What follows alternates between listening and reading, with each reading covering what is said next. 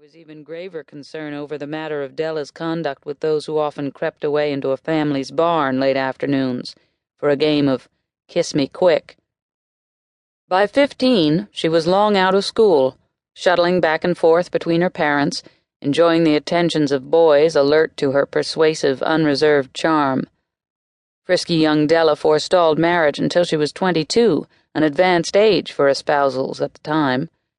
In 1898, she met a house painter recently arrived in Missouri from Indiana named Otis Elmer Monroe, 10 years her senior.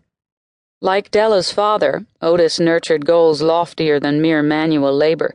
He insisted that one day he would study art in Europe, and he spiced their conversations with talk of French painters and of Belle Époque Paris, of which he had seen gravures in magazines. After a proper courtship, on which the groom-to-be insisted, Della Mae Hogan and Otis Elmer Monroe were married in late 1899. Photographs of her from that time show a woman of medium height, with a strong round face, dark eyes, an almost severe jaw, and extraordinary poise.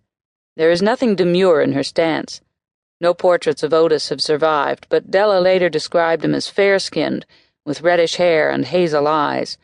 He was, she later said, neat as a pin, always turned out like a gentleman, or at least a gentleman's gentleman.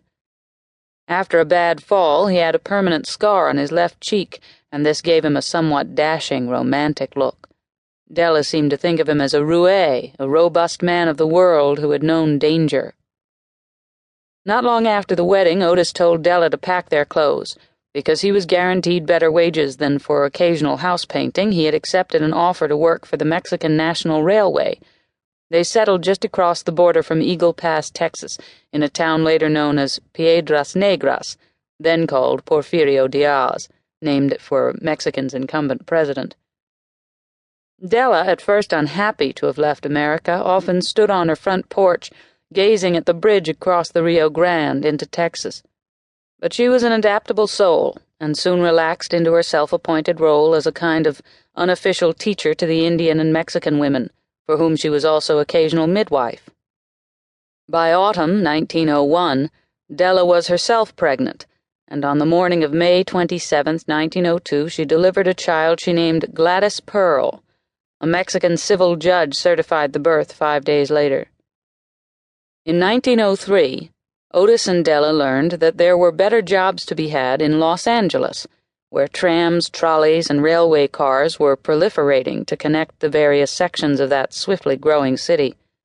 The Monroes moved to California in the spring, leasing a small one-bedroom bungalow on West 37th Street in the south-central sector of the city, whence Otis went out to work for the Pacific Electric Railway.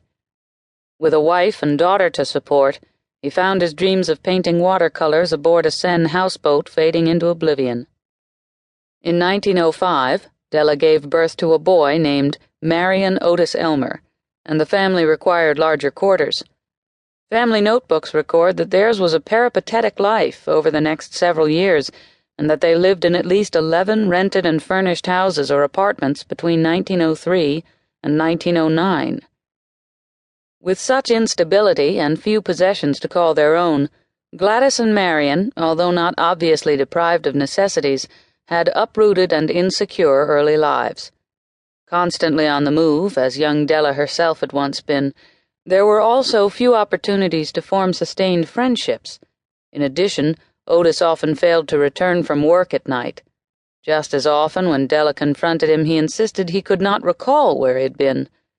Because he occasionally drank heavily, Della was not surprised by these memory lapses. The Monroe marriage was thus sorely tested throughout 1907. Then, early the following year, at 41, Otis Monroe's behavior and health deteriorated with alarming rapidity. His memory was erratic, his responses often inappropriate. He suffered severe headaches and became uncharacteristically slovenly. His fits of rage, frightening to Della and the children, alternated with fits of weeping, and the poor man soon developed violent tremors in his hands and feet, sometimes followed by seizures that, at least once, sent 6-year-old Gladys in a panic to stay with neighbors for 2 days. During the summer of 1908, Otis became semi-paralyzed. admitted in November to the Southern California State Hospital at To keep listening to this audiobook for free, click the link in the description. It will take you to a free Audible trial where you can listen to this and many other books for free for 30 days.